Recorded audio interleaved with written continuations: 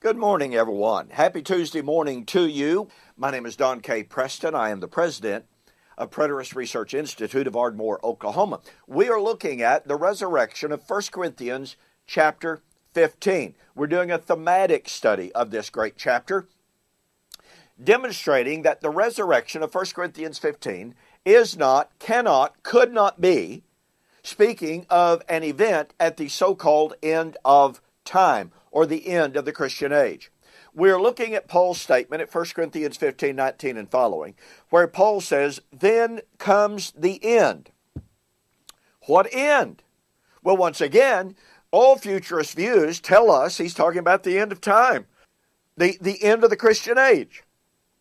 I've already shared with you, the Christian age has no end. The Bible nowhere talks about the end of time. And invariably, the image of harvest that is used in 1 Corinthians chapter 15 refers to the harvest of the Old Covenant age, when it would reach its fullness, when it was ripe. Well, I want now to close out this particular aspect of our study of the end by showing another marvelous correlation between 1 Corinthians chapter 15 and Revelation. And I want to call your attention to Revelation chapter 11. You know, it is abundantly strange to me how commentators can go to the book of Revelation and fail to see the absolute perfect correlation between Daniel 12, 1 Corinthians 15, and Revelation. Now, make no mistake, the book of Revelation draws extensively on Daniel. It draws on Daniel 2, on Daniel 7, and it draws on Daniel chapter 9 and Daniel chapter 12 extensively. Daniel 9 foretold the resurrection by the end of the 70 weeks. Daniel chapter 12 foretold the resurrection when the power of the holy people would be completely shattered. Now, watch this. Daniel chapter 12, which is the resurrection of 1 Corinthians 15. But Daniel chapter 12 said it would be at the time of the end when the righteous would shine forth in the kingdom.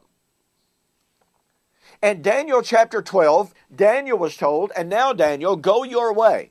You shall sleep with your fathers until the time of the end, and you shall rise to your inheritance." Now then, time's running out. Revelation chapter 11, just like Daniel chapter 12, talks about the time of the end, the time of the kingdom, and the time of the rewarding of the dead, the time of the rewarding of the prophets. Okay, that's Daniel chapter 12. Daniel chapter 12, the resurrection, the time of the end, the time of the kingdom, the time of the rewarding of Daniel the prophet would be when the power of the holy people is completely shattered. Well, 1 Corinthians chapter 15, the time of the end is the time of the entrance into the kingdom, 1 Corinthians 15, 51 and following, the time of the reception of the eternal inheritance at the coming of the Lord. And by the way, it's the sounding of the seventh trumpet, or at the last trumpet, 1 Corinthians 15, 51 and following. Now, watch this. Revelation chapter 11. When the seventh angel sounded, what did he sound? Well, according to chapter 10, he sounds the trumpet. Seventh trumpet is the last trumpet. The last trumpet is the time of the resurrection of 1 Corinthians 15. The seventh trumpet angel sounded. There were loud voices in heaven saying, watch this, "The kingdoms of this world have become the kingdoms of our God and of His Christ, and He shall rule forever and forever." Now, what happens at the sounding of the seventh trumpet? The kingdom arrives in full power and full glory. And the 24 elders who sat before God on their thrones fell on their faces and worshiped God, saying, "We give thanks, O Lord God Almighty, the one who is, who was, and who is to come, because you have taken your great power and you have reigned. The nations were angry. Your wrath has come. When would God's wrath come? Seventh trumpet. The time of the dead, that they should be judged. 1 Corinthians 15, time of the dead, that they should be judged. 1 Corinthians 15, sounding of the last trumpet. Revelation chapter 11, sounding of the last trumpet, i.e. the seventh trumpet. And that you should reward your servants, the prophets. Daniel chapter 12, 13. When would the prophets be rewarded? Time of the end, time of the resurrection. When would that be? When the power of the holy people was completely shattered. Now watch this. When would this resurrection of Revelation 11 be? It would be at the time of the destruction of the city where the Lord was slain. Revelation 11 verse 8. Folks, nothing could be clearer if we have not closed our minds to exegetical evidence. And I'm not trying to be harsh, and I'm not trying to be critical. I'm just simply saying that the parallels here are absolutely perfect between Daniel 12, 1 Corinthians 15, and Revelation chapter 11. Daniel 12 is emphatic in positing the resurrection at the time when the power of the holy people will be completely shattered.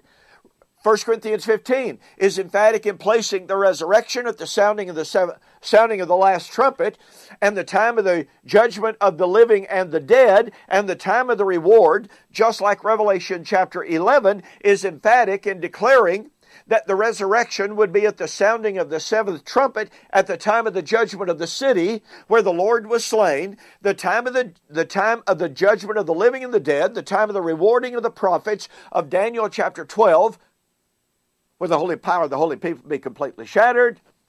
This is the time of the resurrection of 1 Corinthians chapter 15. You know, it seems to me, folks, that unless a person can create a complete dichotomy between Daniel 12, 1 Corinthians 15, and Revelation chapter 11, this serves as prima facie proof that the time of the end, the sounding of the seventh last trumpet for the resurrection of the dead, the rewarding of the prophets, had to have been when the power of the holy people was completely shattered in AD 70. We're going to shift gears, and we're going to be talking about what Paul said when he said, then comes the end, when he shall deliver the kingdom to the Father. Well, are we talking about Christ surrendering his kingdom, handing over the reins of sovereignty to the Father, abdicating his rule, abdicating his reign?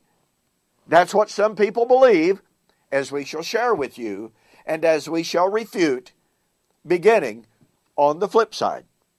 So we'll see you there.